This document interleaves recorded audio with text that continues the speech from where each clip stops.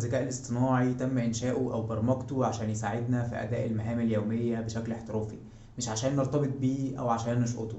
نهار اسود، لا انا شكلي هتعب في المدرسه ده. هي مؤخرا على السوشيال ميديا وبشكل كبير وخصوصا فيسبوك انتشرت مجموعة من البوستس اللي بتتكلم عن الذكاء الاصطناعي، تحديدا شات جي بي تي.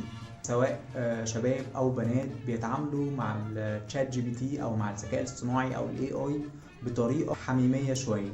في بعض البنات ودي اللي بكثرة جدا شفناها بترتبط بيه. في بعض الشباب بيقولوا له اعمل نفسك بنت وانا هرتبط بيك. حضرتك بتقول ايه؟ طبعا بنات كتير جدا شفناها بتغير الحال ريليشن شيب وذ شات جي بي تي. يعني ايه؟ انا مش فاهم حاجه خالص.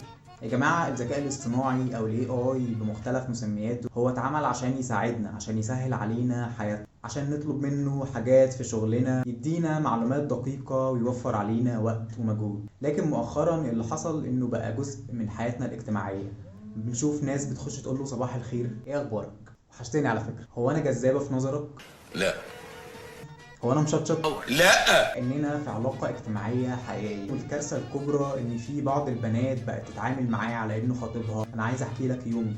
لا. وفي الاخر هو هيرد عليكي تلقائي ومبرمج بردود هو حافظها. هو في الاخر روبوت، هو في الاخر شات بيتعامل بناء على الداتا اللي هو مخزنها عنه. في بعض الناس اتجهت ان هي تستبدله بعلاقات حقيقية فعلا، تعتمد على تشات جي بي تي او على الذكاء الاصطناعي ان هو اللي هيقف معاها وقت زعلها او هيقف ويديها كلام كويس جدا وقت فرحها. فده معناه استبدال لعلاقات حقيقية.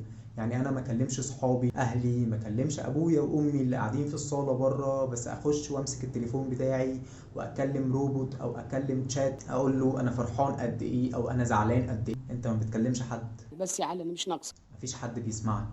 كفايه. مفيش شخص قاعد يتفهم اللي انت بتقوله، مجرد شاشه. انت بتكلم شاشه. يا ابني انت كحيان.